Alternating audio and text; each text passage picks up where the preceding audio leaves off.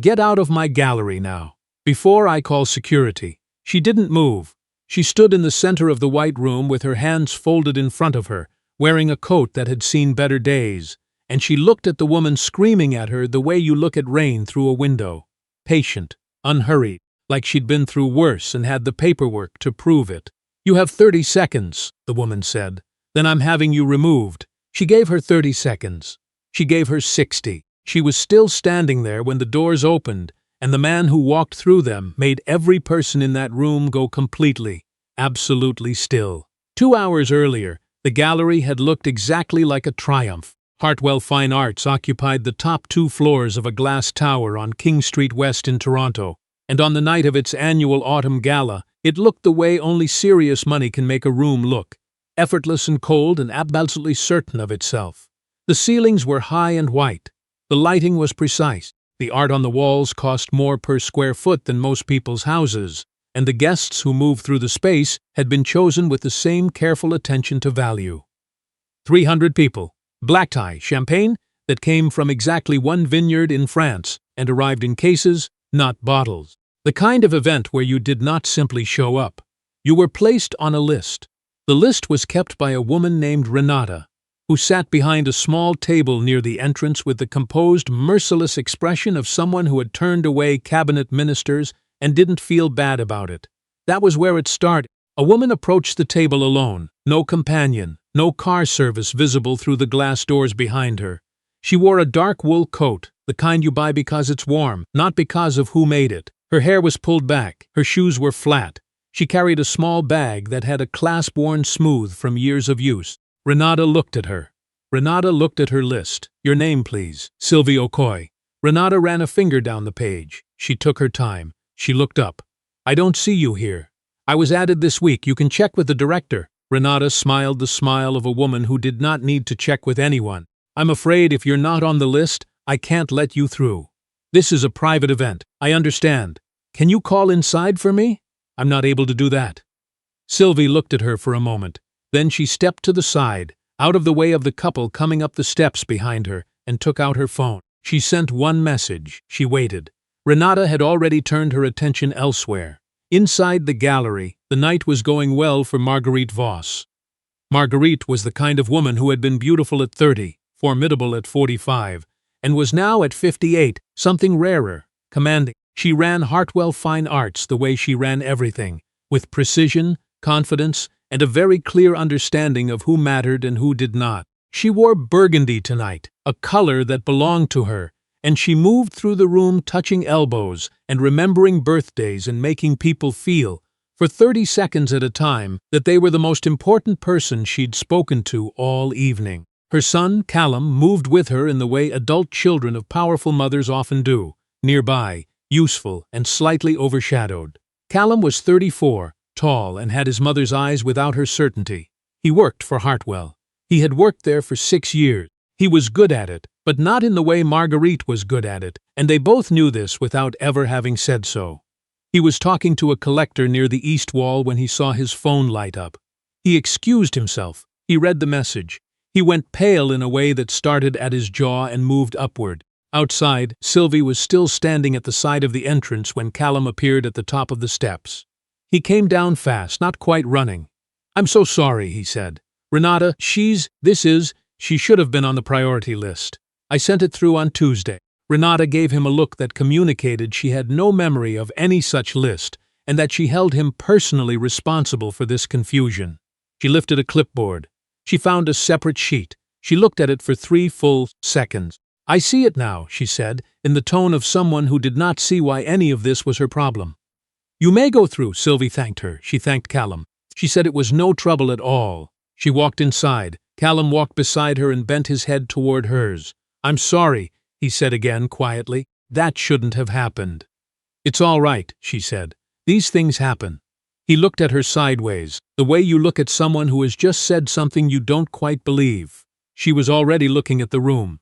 Sylvie Okoye was 51 years old. She had grown up in the east end of the city, in a house on a street where nobody went to galas, and she had spent the better part of 3 decades building something that meant she could go anywhere she wanted and still choose not to announce herself. She ran a private equity firm that held stakes in 17 companies across 4 provinces. She sat on the board of a children's hospital. She had declined an Order of Canada twice because the ceremony fell during times she needed to be somewhere else. Nobody in this room knew any of that. That was the point. Callum had met her 3 months ago through a mutual acquaintance. He'd brought her here tonight because he wanted his mother to meet her. He had not told his mother who she was.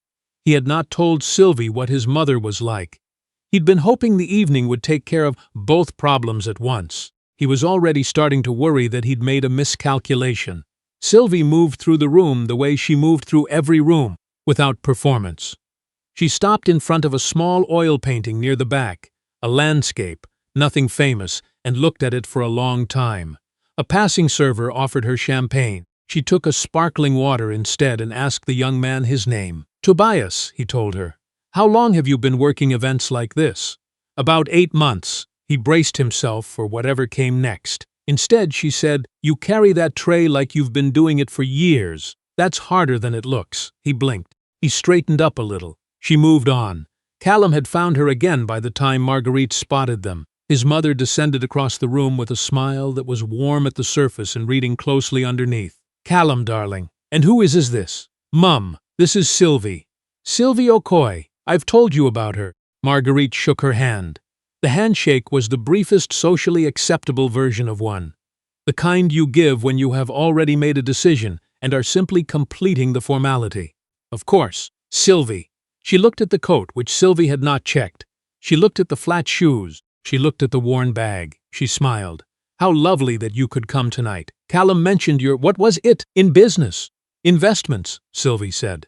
Marguerite nodded as if this explained the coat. Yes, well, we have some extraordinary pieces in tonight. The Leroux series is the real draw. She gestured toward the far wall, though I imagine some of it might be a bit specialized for someone just getting into the arts. I've been collecting for 20 years, Sylvie said pleasantly. Marguerite's smile held. Of course. Well, if you have questions, Callum can explain things to you. He's very good with context for newer guests. Callum started to say something. Sylvie touched his arm once. That's very kind, she said. Marguerite moved away. She did not look back. Callum turned to Sylvie. I'm sorry, he said. She means exactly what she says, Sylvie said. And she's very good at it. Is she always like this with people you bring home? He didn't answer right away, which was its own answer. They spent an hour moving through the room. Sylvie asked questions about the work that made Callum realize she had forgotten more about contemporary Canadian art than he would ever know. She spoke to 3 other guests and left each of them looking slightly more illuminated than when she'd arrived. She remembered Tobias's name when he came by a second time and asked if he'd had a break yet. He hadn't, but he seemed cheered that someone noticed. Marguerite noticed none of this. What Marguerite noticed was the coat, the shoes, the bag, and the fact that her son was looking at this woman with something she recognized as seriousness. This was the problem. Callum had brought people home before. Appropriate people, people whose names Marguerite recognized, people who arrived with context she could place on a shelf and understand. This woman had arrived with nothing she could hold. No firm name Marguerite had heard of, no recognizable family, a coat from nowhere in particular. She began quietly to move things into position. First, she found her friend Dorothea Hale, who collected art the way some women collect grievances, passionately and with excellent memory. Marguerite said a few things to her. Not accusations. Observation, the kind that land clean and spread slow. Did you see what Callum brought? She does investments, apparently. He says they met through, well, it doesn't matter. She just looks like she wandered in off the street, Dottie. I can't decide if it's deliberate or if she genuinely doesn't know better. I'm trying to be kind about it. Dorothea hummed the way people do when they have been handed information they intend to use. By the time Marguerite reappeared at Sylvie's side, the room had subtly reorganized itself. The conversations nearest to Sylvie had gotten slightly quieter. The glances had gotten slightly longer. Sylvie noticed all of it. She had been noticing it since she walked in. Marguerite came to stand beside her in front of the Leroux. She looked at the painting. She sipped her champagne. I'll be honest with you, she said, and I hope you'll take this in the spirit it's meant. She did not look at Sylvie when she said it. She kept her eyes on the art. Callum is my only child. He's had a difficult few years, and I care very much about who comes into his life. I'm not trying to be unkind." She paused. "But I think you and I both know that some connections, no matter how well-intentioned, are simply not a good fit for anyone." Sylvie turned to look at her, fully, directly. "Tell me what you actually mean," she said. Marguerite finally looked at her. Her expression was the composed, not unkind face of a woman delivering news she has decided is for someone else's good. "I mean that Callum has a future that involves a great deal of responsibility. The gallery, the family name, the community we've built. I mean that the people in his life need to be," she chose the word carefully, "suitable." "Suitable," Sylvie repeated. "Yes, based on what, exactly?" Marguerite's smile didn't move. "You're a bright woman. I think you understand me," and there it was. Not screamed, not crude, dressed in linen and restraint. But there it was. Sylvie looked at her for a long moment. Then she said, "I've understood you since I walked through the door, Mrs. Voss." She turned back to the painting. Marguerite had expected more. She had expected protest or embarrassment or a wobbling chin. The calm she got instead unsettled her more than any of those things would have. She recovered quickly, the way women like her always do, and moved away to find more familiar ground. What happened next happened fast. One of the junior gallerists, a young man who moved in Marguerite's orbit and shared her talent for reading the room, approached Sylvie near the bar. He leaned in with the practiced warmth of someone who has learned to perform concern. "Excuse me, are you a guest of one of the sponsors? I'm a guest of Callum Voss." He looked at her coat. He looked at her bag. He looked at the space around her, where other guests had quietly left a radius. "Of course. It's just we've had some issues in the past with plus ones who weren't entirely aware of the nature of the event. Some misunderstandings about what's for display and what isn't." He smiled. "I just want to make sure you're comfortable and know." He gestured in a way that was meant to look helpful, and managed to look like something else entirely. "The art is not for touching or removing." Sylvie looked at him. She was very still. "Are you suggesting I'm here to steal something?" "Not at all," he said. "Not at all. Absolutely not." His face had gone red in a way that made it clear he had absolutely just suggested that. She said nothing for a long moment. She let him stand in it. Then she said, "Thank you for the reminder." She turned away. Callum had been across the room. He had not heard any of it, but he saw the gallerist's face when the man walked past, and he saw Sylvie's expression when he reached her, and something in his chest went cold. "What happened?" "Nothing," she said. "Sylvie." She looked at him. She had the face of a woman who had made a decision.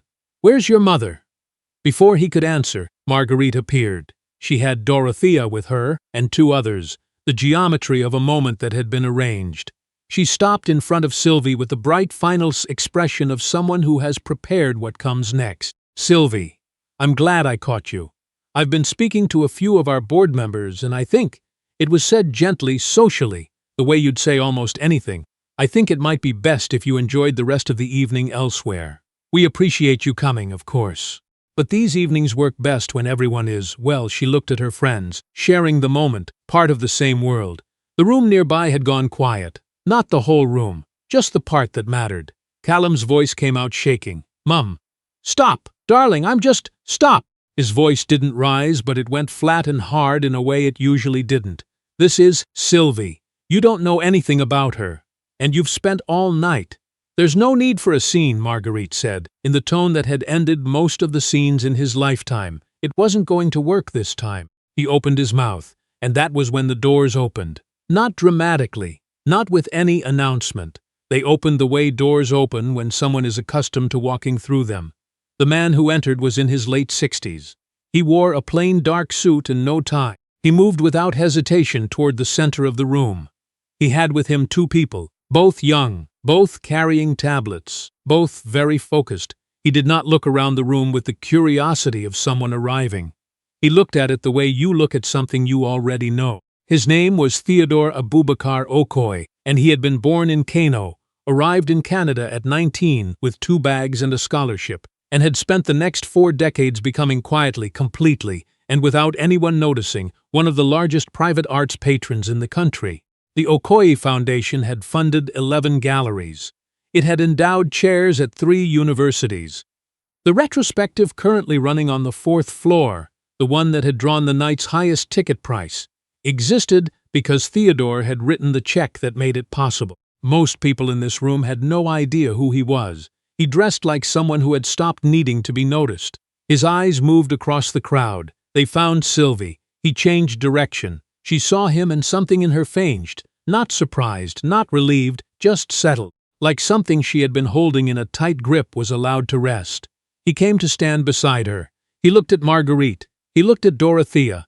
He looked at the small frozen tableau of people who had been very confident 30 seconds ago. "You must be the host," he said to Marguerite. "I am," she said. "And you're Theodore Okoye." He offered his hand. Marguerite shook it automatically, the way you shake a hand when your brain is half a second behind your body. "I don't believe we've met," she said. "Are you?" He looked around the room. He looked at the walls. He looked at the retrospective signage visible through the far arch. He said, calmly and without any particular emphasis, "The retrospective upstairs.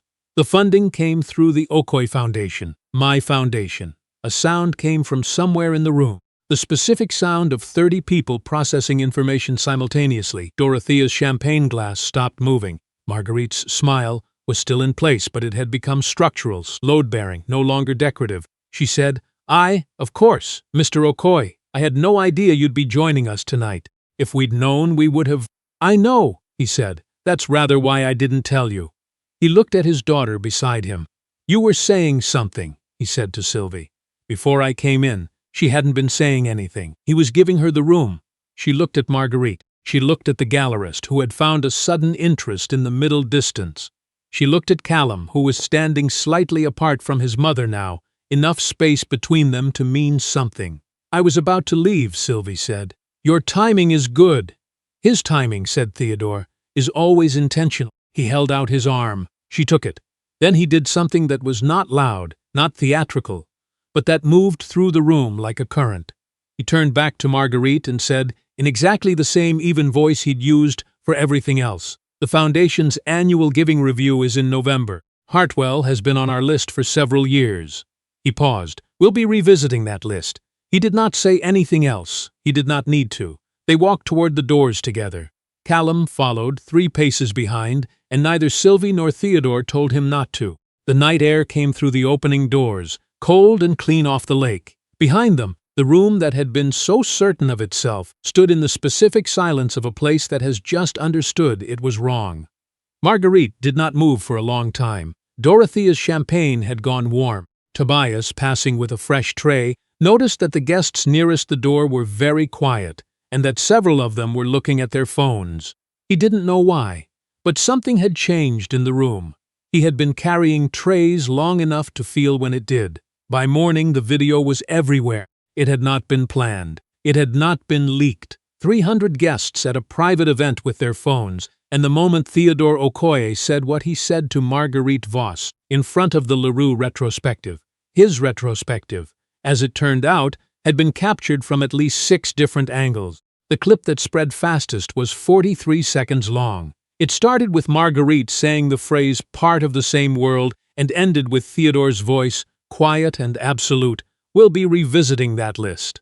Twitter had it by midnight. By 7 in the morning it had been viewed more than 4 million times. By noon the number was something no one from the gallery's communications office would confirm.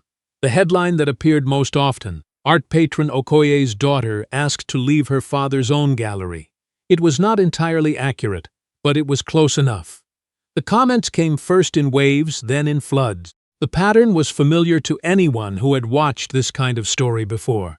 An initial surge of disbelief, then recognition, then the specific anger of people who have had this done to them and have never had a camera pointed at the room when it happened. One comment, shared several thousand times, read, "She knew who she was the whole time. They didn't."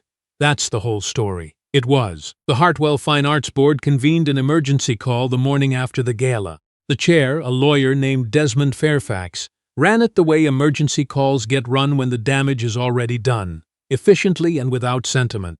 Around the table were 12 people who had all, in the last 18 hours, watched the video and thought privately about what their name appearing near it would mean for them. Marguerite joined by phone. Her voice was steady. She had prepared a statement. Desmond let her read it. Then he said, "Marguerite, the foundation accounts for 11% of our operating budget this year. That's before the retrospective, which is separately funded. Do you understand what we're asking? She was silent for a moment. Then she said she understood. She resigned that afternoon. The statement she released was short and careful. It did not use the word apologize. It used the phrase, fell short of our values, which everyone understood and no one believed.